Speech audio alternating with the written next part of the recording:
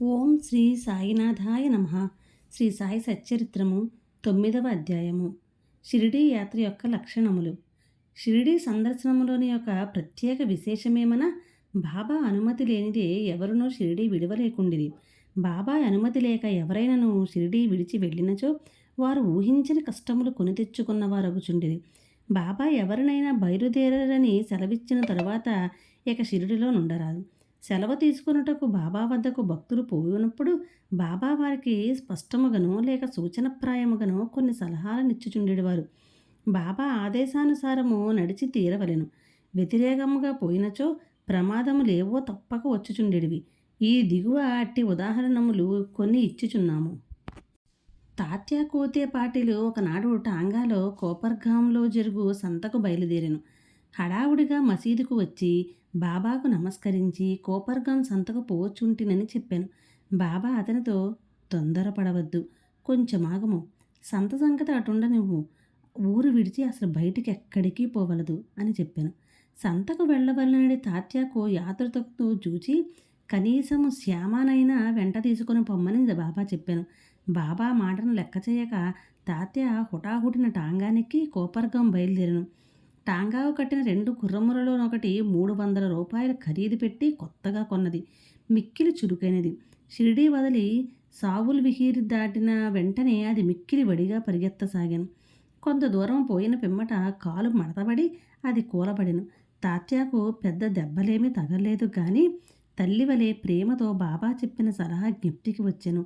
మరొకప్పుడు కూడా ఇట్లనే బాబా ఆజ్ఞను వ్యతిరేకించి కోల్హార్ గ్రామమునకు ప్రయాణమై దారిలో టాంగా ప్రమాదమునకు గురయ్యను. బొంబాయి నుండి ఐరోపా దేశస్థుడొకడు ఏదో ఉద్దేశముతో బాబా దర్శనార్థము షిరిడి వచ్చెను. తనతో నానాసాహెబ్ చాందోర్కర్ వద్ద నుండి తనకు గూర్చిన ఒక పరిచయ పత్రమును కూడా తెచ్చాను. అతని కొరకు ఒక ప్రత్యేక గుడారము వేసి అందరూ సౌకర్యముకు బస ఏర్పాటు చేసిరి. బాబా ముందు మ్రోకరిల్లి వారి చేతిని ముద్దిడవలనని కోరికతో అతడు 3 సార్లు మసీదులో ప్రవేశింప ప్రయత్నించాను. కానీ బాబా అతనిని మసీదులో ప్రవేశించటకు నిషేధించాను.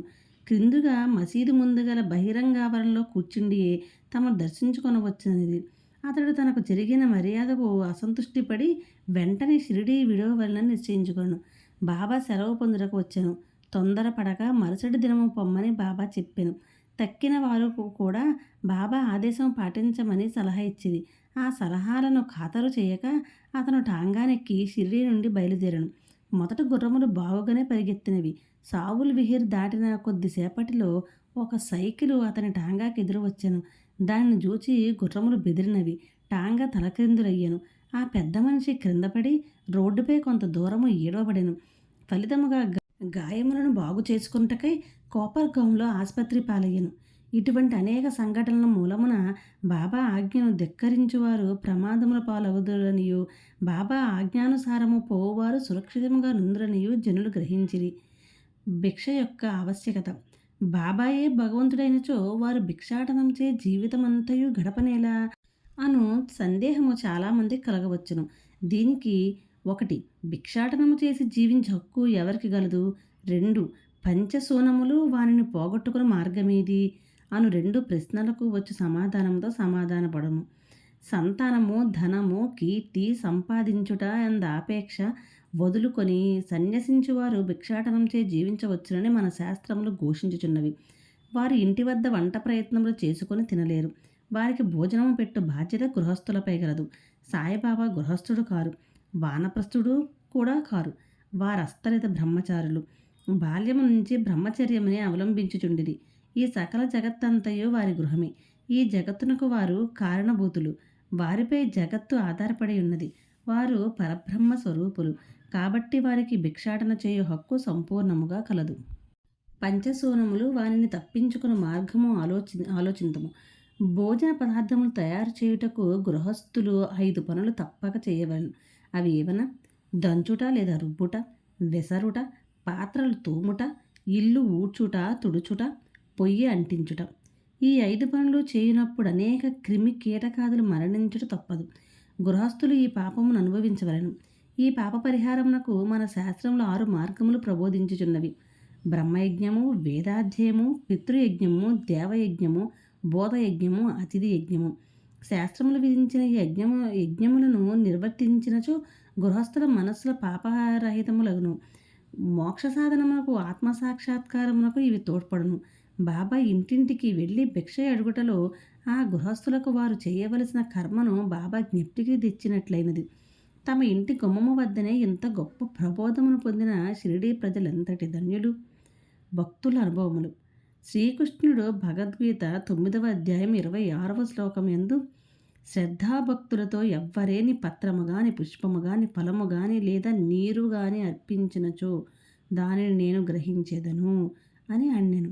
సాయిబాబాకు సంబంధించి ఇంకా సంతోషదాయకమొక విషయమేమన తమ భక్తుడు ఏదైనా తమకు సమర్పించవలననుకొని ఏ కారణము చేతైనను ఆ సంగతి మరచినచో అట్టి వానికి బాబా ఆ విషయము జ్ఞాపకము చేసి ఆ నివేదనను గ్రహించి ఆశీర్వదించువారు. అట్టి ఉదాహరణలు కొన్ని ఈ కింద చెప్పబోచున్నాను. రామచంద్ర ఆత్మారావు ఉరఫ్ బాబాసాహెబ్ తర్కడ్ ఒకానొకప్పుడు ప్రార్థన సమాజస్థుడైనను తరువాత బాబాకు ప్రియభక్తుడైనాడు. వాని భార్యాపుత్రులు కూడా బాబాను మిగుల ప్రేమించుచుండిరి. ఒకసారి తల్లి కొడుకులు షిరిడీకి పోయి అచ్చట వేసవి సెలవులు గడపవలలని నిర్ణయించిరి. షిరిడీ పోవడం సంతోషదాయకమైనను కొడుకు మాత్రము దానికి మనఃపూర్తిగా ఇష్టపడలేదు. కారణమేమన తన తండ్రి ప్రార్థన సమాజంకు చెందినవాడొకటచే ఇంటి వద్ద బాబా యొక్క పూజ సరిగా చేయకపోవచ్చునని సంశయించెను. కానీ బాబా పూజను తాను నియమానుసారము సక్రమముగా చేసేదనని తండ్రి వాగ్దానము చేయుటచే బయలుదేరాను. శుక్రవారం రాత్రి తల్లి కొడుకు బయలుదేరి షిరిడీకి వచ్చిరి. ఆ మరుసటి దినము శనివారం నాడు తండ్రియగు తర్కడు పెందలకడనే నిద్రలేచి స్నానము చేసి పూజను ప్రారంభించుటకు ముందుగా బాబా పటమునకు సాష్టాంగ నమస్కారము చేసి ఏదో లాంఛనము వలె కాక తన కుమారుడు చేయనట్లు పూజను శ్రద్ధగా తనచే చేయింపవలసిందిగా ప్రార్థించాను. ఆనాటి పూజను సమాప్తి చేసి నైవేద్యముగా కలకండను అర్పించెను. భోజన సమయం ముందు దానిని పంచిపెట్టాను. ఆనాటి సాయంత్రము ఆ మరుసటి దినము అనగా ఆదివారము నాడు పూజ అంతయు సవ్యముగా జరిగాను. సోమవారము కూడా చక్కగా గడిచాను. ఆత్మారాముడు ఎప్పుడిట్లు పూజ చేసి ఉండలేదు. పూజ అంతయు కొడుకునకు వాగ్దానము చేసినట్లు సరిగా జరుగుచున్నందుకు సంతసించాను.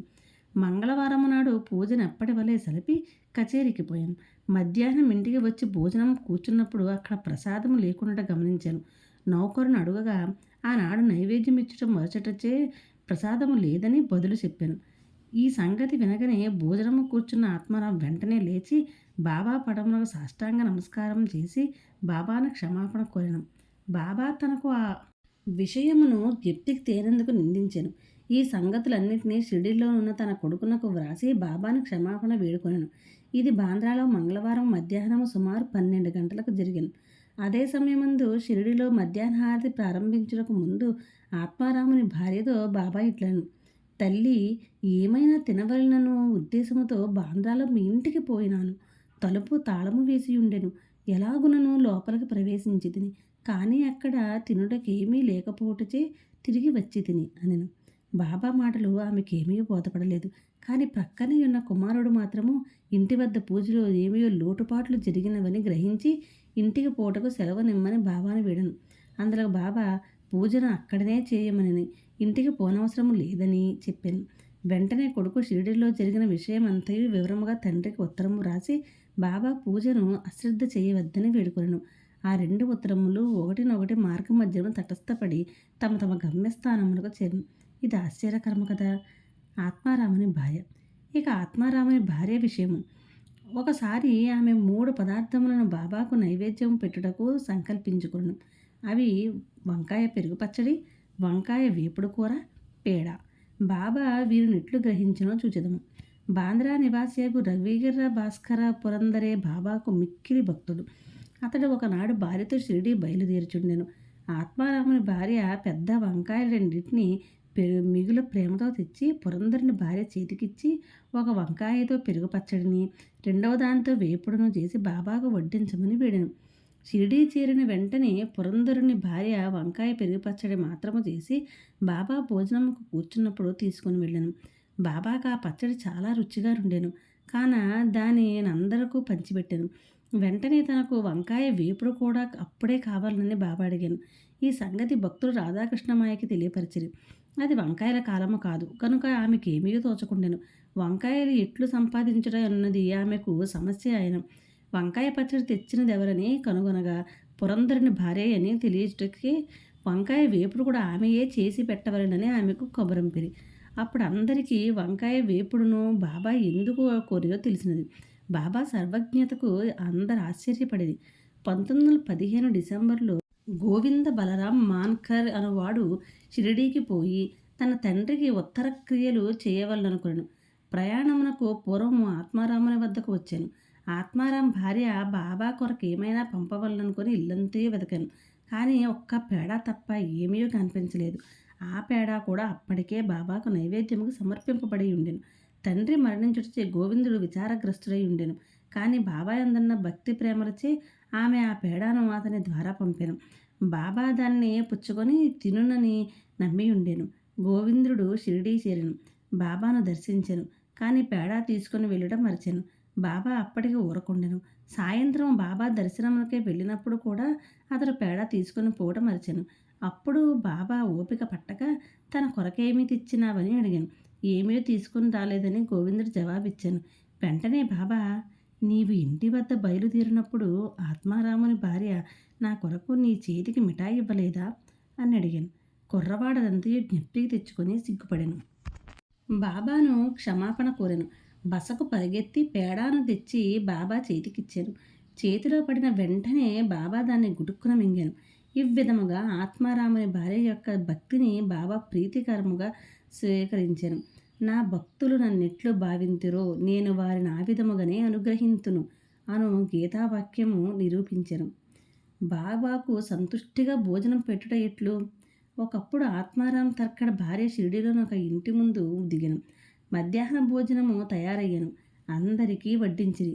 ఆకలితోనున్న కుక్క ఒకటి వచ్చి మొరుగుడు ప్రారంభించాను. వెంటనే తర్కడ భార్య లేచి ఒక రొట్టె ముక్కను విసిరాను. ఆ కుక్క ఎంతో మక్కువతో ఆ రొట్టె ముక్కను తినెను. ఆనాడు సాయంకాలము ఆమె మసీదునకు పోగా బాబా ఆమెతో ఇట్లనెను. తల్లి, నాకు కడుపు నిండా గొంతు వరకు భోజనం పెట్టినావు. నా జీవశక్తులు సంతుష్టి చెందినవి. ఎల్లప్పుడూ ఇట్లనే చేయుము. ఇది నీకు సద్గతి కలుగు చేయను. ఈ మసీదులో కూర్చుండి నేనెన్నడూ అసత్యమాడను. నా యందు ఇట్లే దయ ఉంచుము. మొదట ఆకలితోనున్న జీవికి భోజనము పెట్టిన పిమ్మట నీవు భుజింపుము. దీనిని జాగ్రత్తగా జ్ఞప్తి అందించుకును. ఇదంతయు ఆమెకేమీ బోధపడలేదు. కావున ఆమె ఇట్లు జవాబిచ్చెను. బాబా, నీకెట్లు భోజనము పెట్టగలను? నా భోజనము కొరకే ఇతరులపై ఆధారపడి ఉన్నాను. నేను వారికి డబ్బిచ్చి భోజనము చేయుచున్నాను. అందులకు బాబా ఇట్లు జవాబిచ్చాను. నీవు ప్రేమపూర్వకముగా పెట్టిన ఆ రొట్టె ముక్కను తిని ఇప్పటికీ త్రేనుపులు తీయుచున్నాను. నీ భోజనమునకు ముందు ఏ కుక్కకు నీవు జూచి రొట్టె పెట్టితివో అదియు నేను ఒక్కటియే. అట్లనే పిల్లులు, పందులు, ఈగలు, ఆవులు మొదలుగా గలవన్నీయు నా అంశములే. నేనే వాని ఆకారములో తిరుగుచున్నాను. ఎవరైతే సకల జీవకోటిలో నన్ను చూడగలుగుదరో వారే నా ప్రియభక్తులు. కావున నేను వేరు, తక్కిన జీవరాశి అంతయు వేరు అను ద్వంద్వభావము భేదమును విడిచి నన్ను సేవింపుము. ఈ అమృత తుల్యమగు మాటలు ఆమె హృదయమునెంతయో కదిలించినవి. ఆమె నేత్రములు అశ్రువులతో నిండెను. గొంతు గద్గదమయ్యెను. ఆమె ఆనందమునకు అంతు లేకుండెను. నీతి: జీవులన్నింటి యందు భగవంతుని దర్శింపుము అనునది ఈ అధ్యాయంలో నేర్చుకోవలసిన నీతి. ఉపనిషత్తులు, భగవద్గీత, భాగవతము మొదలగునవి అన్నీయు భగవంతుని ప్రతి జీవియందు చూడమని ప్రబోధించుచున్నవి. ఈ అధ్యాయము చివర చెప్పిన ఉదాహరణము వలనను ఇతర అనేక భక్తుల అనుభవముల వలనను సాయిబాబా ఉపనిషత్తులలోని ప్రబోధములను తమ ఆచరణ రూపమున చూపి అనుభవపూర్వకముగా నిర్ధారణ చేసి ఉన్నారని స్పష్టమగును. ఉపనిషదాది గ్రంథములలో ప్రతిపాదించబడిన తత్వమును అనుభవపూర్వకముగా ప్రబోధించిన సమర్థ సద్గురుడే శ్రీ సాయిబాబా. 9వ అధ్యాయము సంపూర్ణము. సద్గురు శ్రీ సాయినాథార్పణమస్తు. శుభం భవతు.